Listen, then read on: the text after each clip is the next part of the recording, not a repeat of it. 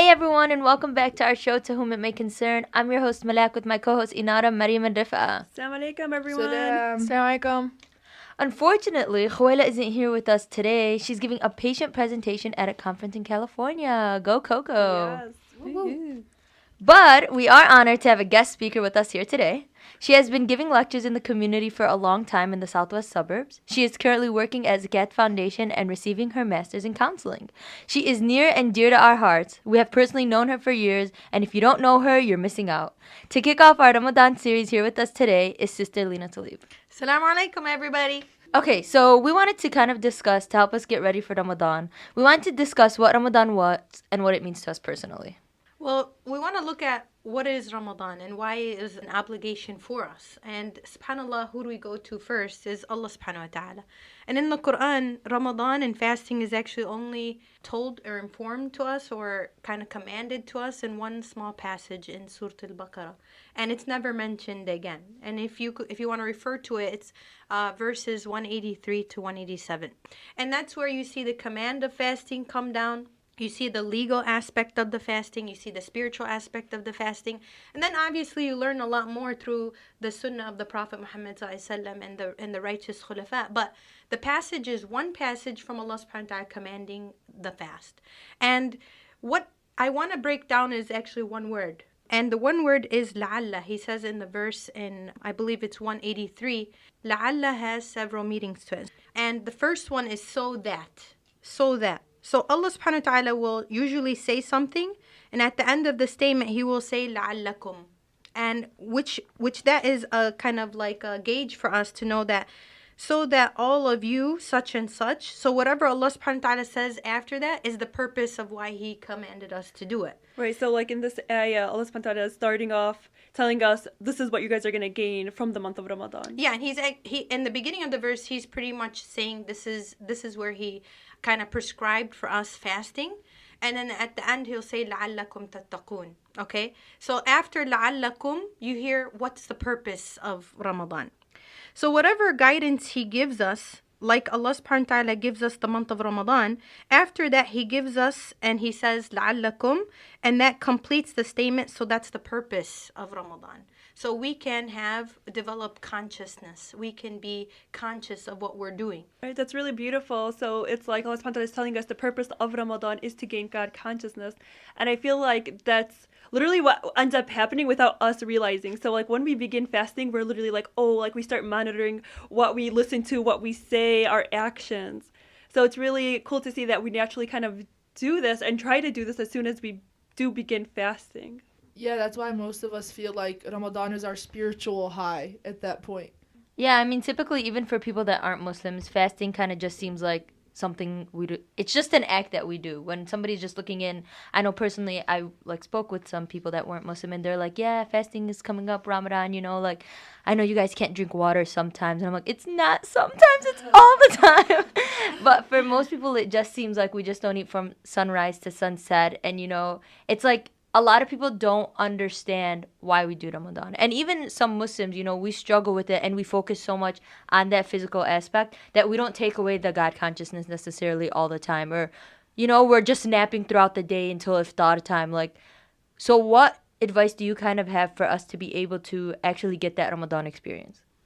Honestly, the Prophet Muhammad ﷺ said that if we're only going to have a change in our eating habits and change in our sleeping habits with nothing else, it's really no point to our fast. So yes, our bodies are kind of thirsty, are hungry, are deprived of food and water. Our stomach is growling to us throughout the day. Our throat is dry, calling for us to just quench its thirst. But at this point, that's where you can say that consciousness of God, that heart that controls everything else. The heart, if it's God conscious, it tells you, hey, wait, there's a certain time where you can drink and there's a certain time you can eat, and just hold off until that time. But some people, it is truly sad that they don't really get anything out of Ramadan because it is only a change in their eating and sleeping habits. Because throughout the whole day, they're just thinking about what they're going to eat and where they're going to eat and how they're going to eat it and with who they're going to eat it, and then all night just kind of stay up waiting to get their last bite in or the last bottle of water. So I would say spiritually, to really take our mindset off the water and the food, and kind of even where you're going to go and when you're going to break your fast. Really just focus on what's the purpose that Allah subhanahu wa ta'ala is depriving you from a necessity, just so you can have clear thought on what to do and get closer to Allah subhanahu wa ta'ala by obeying this command. And I feel like the month of Ramadan is like a perfect time to rejuvenate our iman. So throughout, all 12 months, 11 of those months, we are literally focused, we kind of tend to do our daily day activities, we're focusing on eating, and we kind of get distracted by the dunya. But the month of Ramadan is literally a time where Allah subhanahu wa ta'ala is telling us, abstain from our natural needs and desires and focus on your spirituality and strengthen that in that month. So it's like we're focusing on our spirituality and recharging ourselves so that we're prepared for the rest of the year. And the rest of the tasks on hand. I mean, yes, we can say Ramadan is like the safety net. The whole community is fasting. We're enjoined with with everybody from our ummah in fasting. So we feel that team effort. We feel kind of a part of a mission, a part of a particular project. But after, it's to train you, but it's not going to. I want to go to the second meaning of la'alla, which is hopefully. It doesn't mean that, how sometimes people say it takes 21 days to form a habit, but this is so on a very first layerish type thing. If you dissect it even more, it could take up to 6 years to develop a habit. Up to 6 years to develop a habit. So this is just Allah subhanahu wa ta'ala giving you that chance to kind of revive, kind of focus, reflect on your life, reflect on the year, reflect on what habits you've gained, good or bad, and see how you can actually stop and control yourself, because it is for people of consciousness to really change. If you're not conscious of your actions, then you will never change. And we know there's a hadith with the Prophet Muhammad saying, in the month of Ramadan is when you have the doors of hellfire closed, you have the doors of Jannah open, and you have the shayateen, the devils, are also chained. So it's kind of gives us, during this time, it's literally how we are without being influenced, which means it makes it easier. You could look at it two ways. It makes it easier for us to improve ourselves, because now you don't have that negative influence of shaitan. But it also may be negative if you're realizing, man, I'm on auto mode where I'm doing bad things, and shaitan, I can't even blame shaitan for it. There's no excuse for it anymore. So shaitan actually runs through us like blood runs through our veins, which is, we don't even feel him. And that's the dangers of shaitan. Yes, he is our enemy, but if we're not conscious of this enemy trying to constantly attack us or get us to fall or disobey Allah subhanahu wa ta'ala, we will, submit without even realizing we submitted to shaitan. But one thing is, once we do things on a repetitive scale, it does become part of our habits. So he doesn't need to persuade us to do it anymore. So this is something where in Ramadan, if we're still doing certain habits, we have to understand that, hey, this is a habit that I need to stop. That he's not even helping me or motivating me or pushing me to do anymore, and I'm doing it freely. So a lot of times us Muslims, we only focus on dropping those bad habits only during Ramadan. Eid comes and the day after we pick them right back up. So what is some advice that you have to make sure we rid ourselves of these bad habits for Ramadan and beyond? It really does start with the intention. Because if I have, say me personally, if I have the intention, Ramadan is coming, I'm going to make sure that I don't listen to music. Like some guys say, I'm going to drop my girlfriend. I'm going to do this and the other thing. That's stupidity, because the intention is to just do it for a number of days and then purposefully go back to it. So Allah subhanahu wa ta'ala says that if we intend something, we will get out of what we intend. Exactly. He rewards us what we are intending. He also allows us the fruits of that intention. So I would say intend to start Ramadan focused. Even before Ramadan comes, start to put your action plan in place.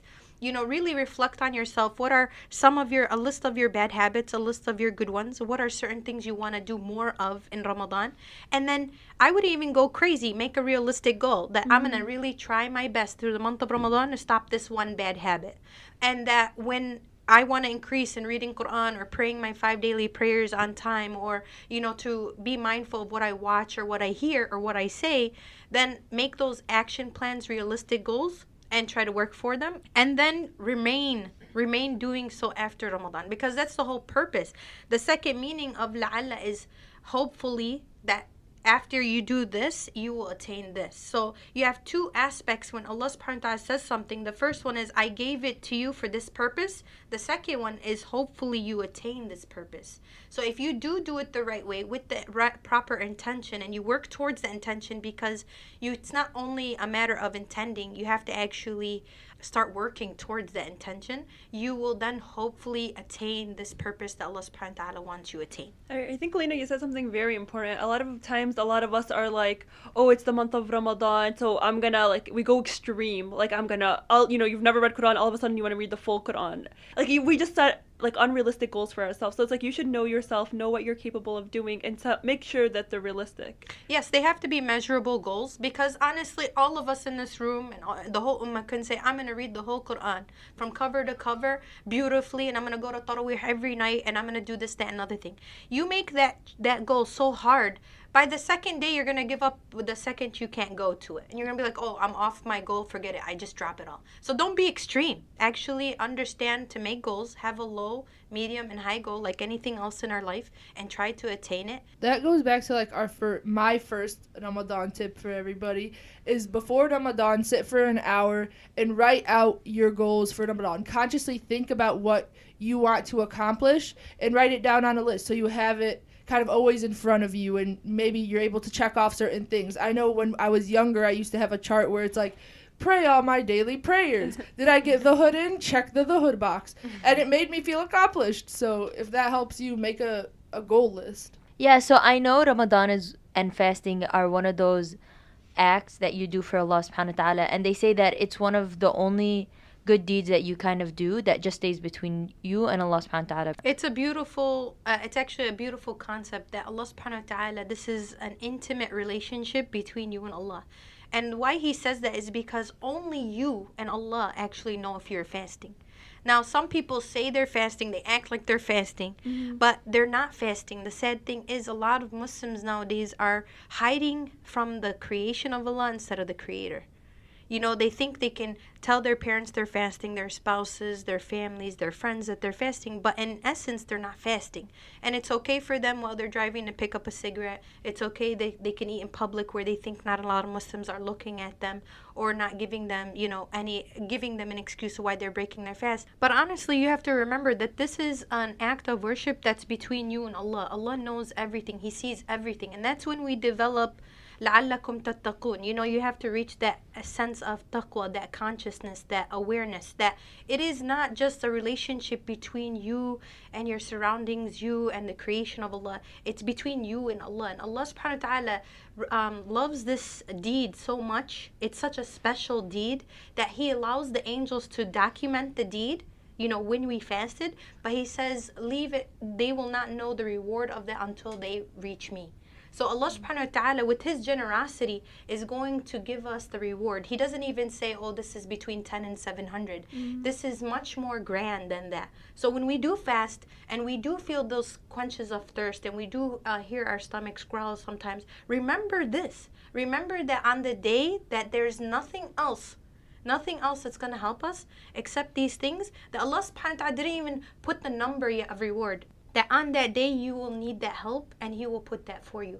I mean, that's beautiful. And this is actually the first time I hear that Allah subhanahu wa ta'ala doesn't tell the angels how grand the reward is for Ramadan. And for me, that's a real eye-opener, because again, I was never aware of that. So to hear it is kind of like so special, to know that Allah subhanahu wa ta'ala goes out of His way kind of to not even, some of His beloved creatures like the angels don't even know the weight of the reward for fasting.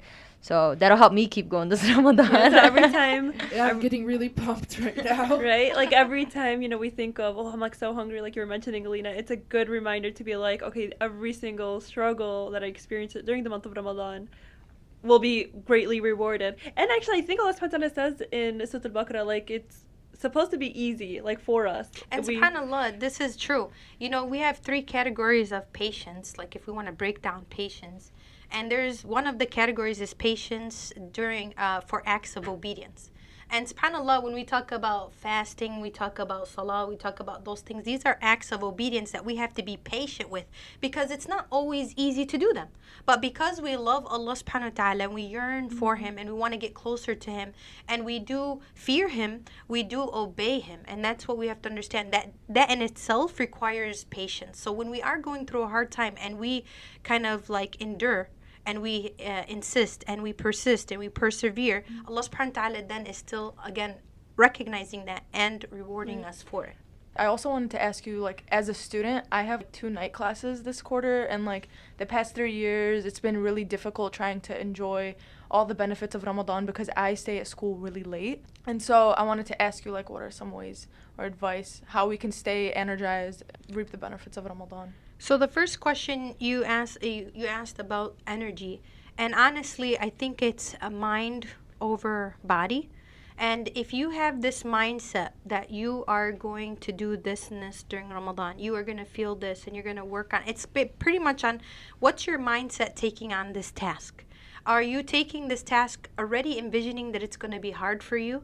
Because how many of us really dwell on Ramadan being in the middle of June and May and July? But when we start fasting, like, oh, it wasn't that hard. You know, it wasn't that hard. Because subhanAllah, Allah subhanahu wa ta'ala gives us the strength to do these things when we intend to do it for Allah subhanahu wa ta'ala's sake. So I would say, and this is my opinion, if anybody has anything to add to or advise Rifka on, is I think the mind plays a major role. And if you think positive and act accordingly, you will reap that benefit and you will be amongst those who can do it. Another way I would say to stay motivated, because I have work pretty much all of Ramadan, which is super bummy because this is the first time I'm working during Ramadan, is to look for different like halaqas that are happening throughout Ramadan or different classes, so that way you kind of have something to look forward to and something to motivate you. And if you're busy because you're all, at school all the time, whenever you get like a break in between classes or your commute, I recommend listening to Islamic lectures to kind of like, rejuvenate the energy, to remind you what the purpose of Ramadan is. Because I feel like when I listen to Islamic lectures, especially during the month of Ramadan, like what are the benefits of Ramadan, that constant reminder keeps you going. Yeah. So if you're somebody who has a tight schedule, I definitely recommend listening to Islamic lectures. Yeah, definitely. And I do know the Modern Skeptics have a series coming out. So anytime you need some re-energizing, you just turn on our podcast and get some spirituality. Yes. But, and you said you have evening classes, and I know it's very hard now that after 13 years I'm back in school. So I really understand what you're going through as a student. But you also need to just have realistic goals. Like maybe the days that you don't have night class, make that the day that you go out with your family to Tarawih or something. Or 10 o'clock is not late. I mean, that's when you're pretty much praying Isha anyway. So when you come home, kind of, and you're, catching up on your prayers and such, make some time to pray a few extra rak'at, and asking Allah subhanahu wa ta'ala to give you that strength and that guidance. But know that you being a student in itself is fulfilling and rewarding. And if you have the intent to do your best, that's also ways that you can earn reward. So it's not just, the standard ways of earning reward. Know that anything you do for the sake of Allah subhanahu wa ta'ala, Allah subhanahu wa ta'ala will reward you for it.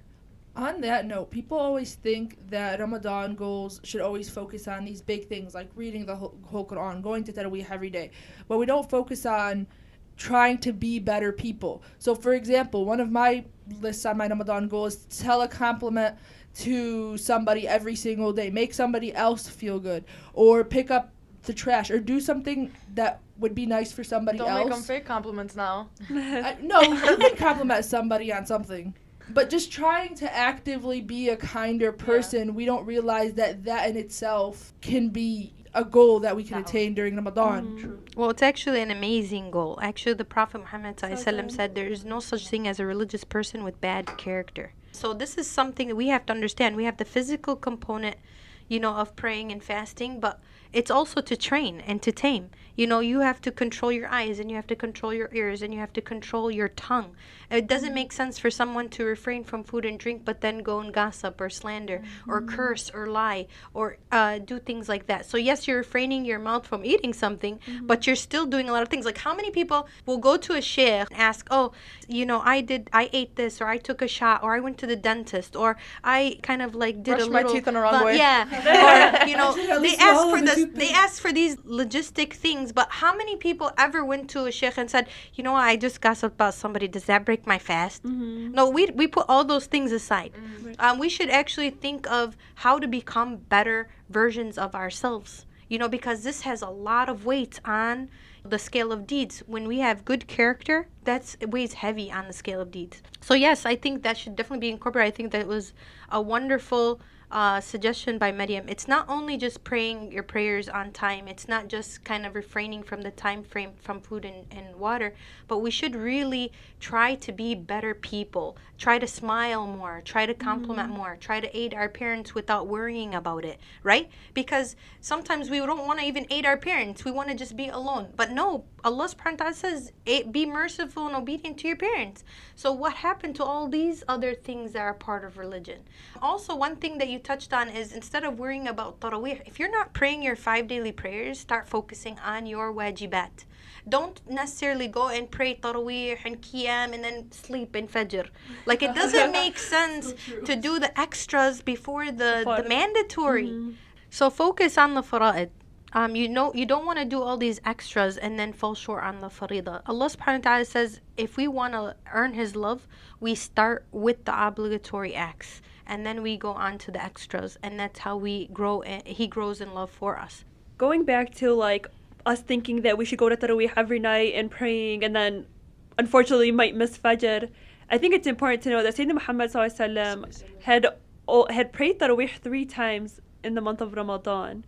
And he said that I didn't want to pray every night Taraweeh because I didn't want to make it obligatory on my ummah. Like, he didn't want us to think it is something mandatory. So that just shows, like, yes, of course, if you're able to, that should be extra bonus points, but don't do it in the detriment, like Lena was saying, of the things that are obligatory for us to do the fara'id, like getting up and praying Fajr. So it's important to note that. On the topic of salah, really quickly, I don't know, correct me if I'm wrong, but although in the moment you're praying qiyam, you should make the intention that this salah goes towards salahs that you have missed in the past. So if you're praying qiyam but you're not always praying your fajr on time, you should kind of make that intention and make that dua before you begin, that Allah subhanahu wa ta'ala, this is me kind of trying to make up for a salah that I've missed in the past. So I thought that was a real cool thing, because I mean, personally, I miss salah sometimes, and I didn't know that it's something that you could do to kind of make up for what you've missed. Oh, definitely. I think Allah subhanahu wa ta'ala gives you what you intend, like I said before. So if you are a person that started praying later, or you kind of like still have that struggle of praying all your 5 daily prayers, or you feel like when you're praying you're not fully focused all the time, it's always important to do so. And if it's fulfilled, Allah subhanahu wa ta'ala then will just put it towards your nawafil or your extras. So Allah subhanahu wa ta'ala is Rahman and Rahim. We have to understand that. Even if it's good to intend because we're practicing to make proper intentions, but even then I want you to know that Allah subhanahu wa ta'ala really at the end day of judgment, because it's the first act that's going to be questioned about, Allah subhanahu wa ta'ala takes your salah, and if it's incomplete, He starts to plug in play anyway.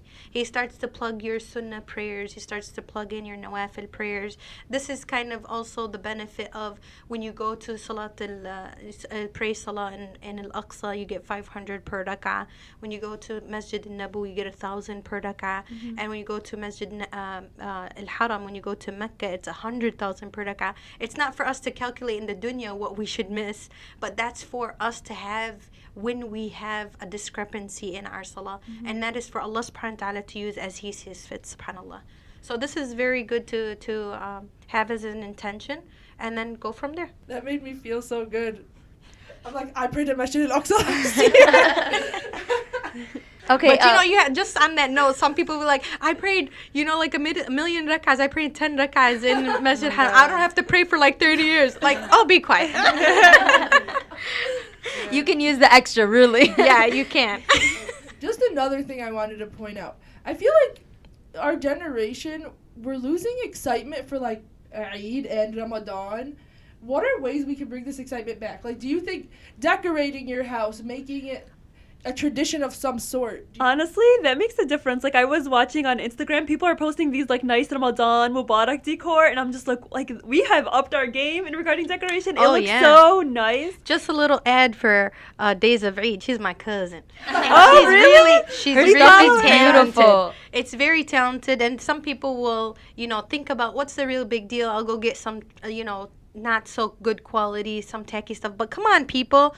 We have a beautiful month that's approaching us. And Allah subhanahu wa ta'ala made it so special that we should, it's our fault. It's our fault and our parents' fault that we have, there's nothing holding us back. Not money, not time, not anything. But yet we still belittle these things. And honestly, I didn't realize I'm not a person of excitement, to be honest with you, unless I'm in the middle of a game. Yes. But to be honest with you, I bought the Eid Mubarak sign and the Ramadan Mubarak sign from Days of Eid, and it's so beautiful, it's so clear, and I never really realized it. And I brought it. I told my husband to put it outside. So I come home late usually, like always after dark, and when I turned into my house and we had it up, it did make a difference in my heart.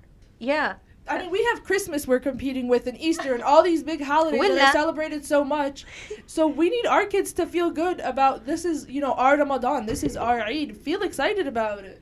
It's super. You have to do it. Now that you're mentioning Days of Eid, we did the Modern Skeptics. We did a little modeling for them last weekend. I did. I seen that. Also, shout out to like all the abayas and like Labasi Couture and Abaya Addict. Like women get excited. The abayas are so beautiful. The dresses are so nice. Like dressing modestly is so hard. So in the month of Ramadan, I feel like you get really excited when you see these new things come out. And you're because we do have creative people that are really taking this seriously. But now we have to do the second part by supporting them and investing in them. Yeah, okay, so let's talk about what some of our personal goals are for Ramadan. Ooh. Well, I kind of mentioned mine before. I am one of those people who are like, read the whole Quran. How many times have you read the whole Quran? I read a lot. I always get to like the end of Surah Maryam, and then I'm like, which is funny because that's my name, but and then the last couple of days, I'm like, just read the end of Amma, just get more in. So never. Maryam. But this time is the one, guys. Maryam, read Surah Al-Ikhlas 3 times. You've read the whole Quran. Or Surah Al-Kafirun 4 times. And I have, like I said, complimenting people, being a kinder person, and working to take out music is one of my goals. For me, I'm going to also because we have to also acknowledge the fact that Ramadan is the month of Quran, like in Surah Al-Baqarah, that is directly linked. So when Allah mentions Ramadan, he also mentioned it is the month of Quran. So that is definitely one of my priorities, is to make Quran my number one. But not only in regards to reading it, I'm also going to increase my memorization as well as the tafsir, because I really want to understand what I'm reading, what I'm reciting, so that it actually plays a role in my heart and in my actions. So that's one of my goals. Another goal of mine, I really want to read this book. It's called The Beginning of Guidance by Imam Al-Ghazali. And in this book, he basically talks about the etiquettes of like day-to-day life. So somebody who's seeking Islamic knowledge, this is a book that you should definitely read. And he tells you like did you read it, Lena? Mm-hmm. Yeah, so I'm like, I started on it, but I was like, in the month of Ramadan, I want to actually finish it, inshallah. So he does talk about like the etiquettes of like waking up, going to sleep, prayer, wudu. So going back to like our actions and improving our character. Okay, so for Ramadan, every Ramadan I try to implement this, but I really have to work on my salah. I feel like every day I'm always missing like a salah or two, and I always kick myself because I'm like, oh my god, you could have done it, or I wasn't doing something, I could have had the time to make it up or something. But I definitely want to work on my salah. I really want to get my 5 prayers every day, inshallah, if I can. And then like Maryam said, usually every Ramadan I do try to finish the Quran, and I've done it a few times, so inshallah that I could do it. It's just reading though, it's not like, but inshallah I do hope to finish the Quran this Ramadan. Some goals for me is just to be more intentional and like to always check back on my intentions and making sure what I'm doing is for the sake of Allah, and also start spending more time with my family. No, just in general, I feel like that's really important. Yeah, one of the beautiful thing about Ramadan is literally during iftar time, you see everybody come together and break the fast. And so, Rifka, I think that's so beautiful to, make that a priority. I'm going to try my best. I know, you're super busy, mashallah, with, involved in organization and schoolwork. So I know it's difficult for you, so this is very important. And it's very nice that Ramadan does do that to us and it, makes us gather. I want to say something, and I don't know if I've been shooting this out the last few lectures that I've been giving about Ramadan. And I'm trying to get everybody to get into a new practice. That instead of Ramadan, every Ramadan, and we know what I'm saying because we all do it, that 2 or 3 minutes before we eat, everybody's just like drooling over the table Yes. and filling their plates way more than they weigh. And then they're just sitting, is it time yet? Is it time yet? And the spoon is like literally full to just put it in their mouth. I really feel like we need to calm down. We need to slow down a lot. And before we even get ready to sit on the table, so say for that minute, and we actually sit, nobody should put anything in their plate. They should actually sit and look at each other. And to be honest, I think one person, and it could rotate between the family members, that before they actually, when it comes time, they share the dua or the breaking of the fast, and they actually say an out loud dua for everybody to follow up with Ameen. And then they say Bismillah and they eat. So, and they can pray prior to that or after the fact and after they eat. But I really feel like we just need to slow down.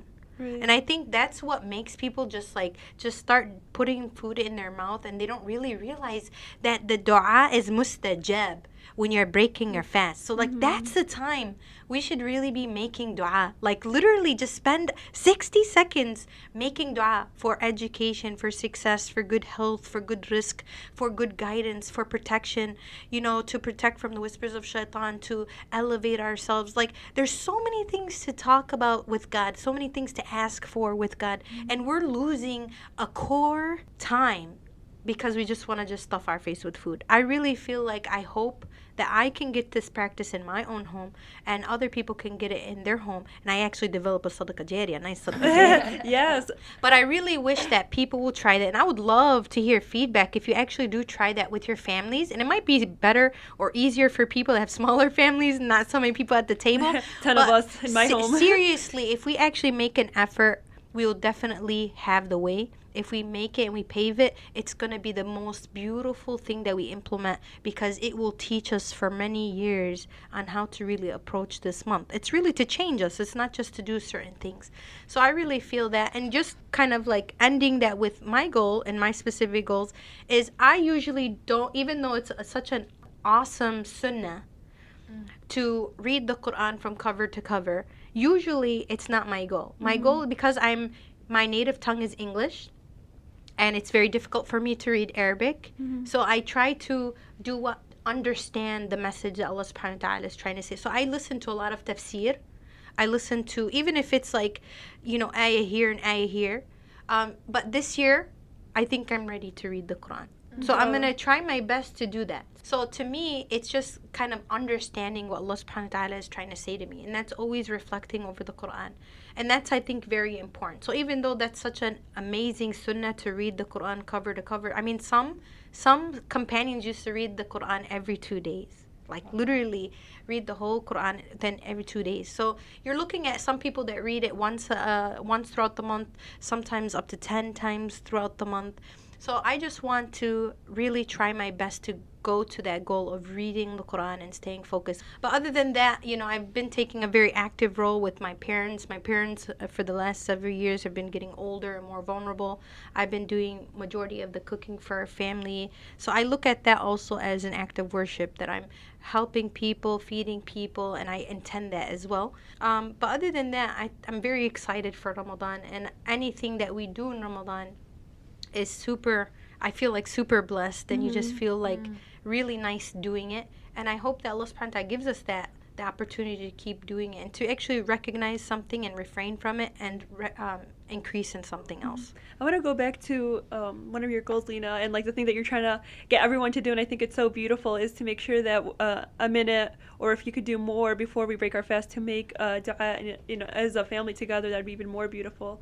And like you said, that's something that when you do that during that time, that dua is not rejected by Allah subhanahu wa ta'ala. So that's actually one of the times that Allah subhanahu wa ta'ala will not reject your dua before you break your iftar. And it's beautiful, and at the same time, I also want to highlight the fact that dua in general during the month of Ramadan should be something that we continuously do on a daily basis.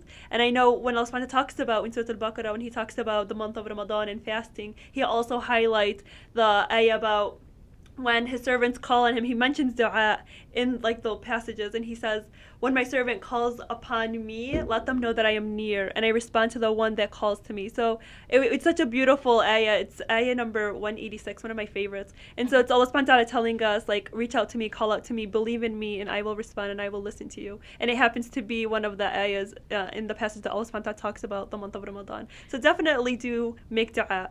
Just piggybacking off Inara, I want to just highlight that some people have a complication with dua. They think like they have to have certain things memorized. They have to say in Arabic.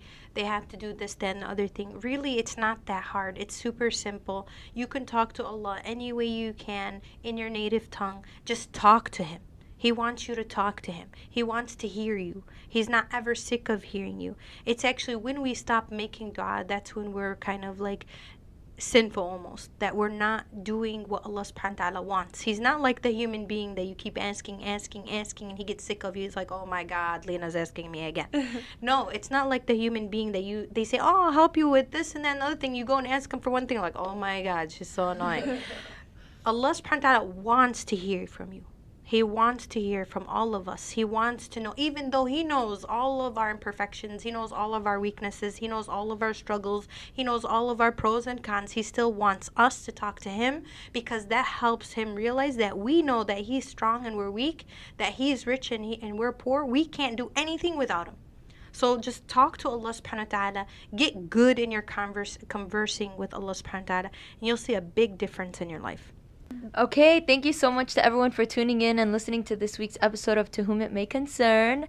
Thank you, Lena, for joining us. We hope you had as much fun doing this as we did having you here talking with us. Please, everyone, subscribe, like, and follow us on social media. We appreciate all the support we've been receiving so far. If you don't already follow us, you can find us on Instagram, Facebook, and Twitter at The Modern Skeptics. And please continue to tune in every week on Tuesday mornings. If you have any ideas you'd like us to discuss, please email us at modernskeptics@gmail.com. Sincerely, The Modern Skeptics. P.S. Remember, Ramadan is about losing sins, not weight.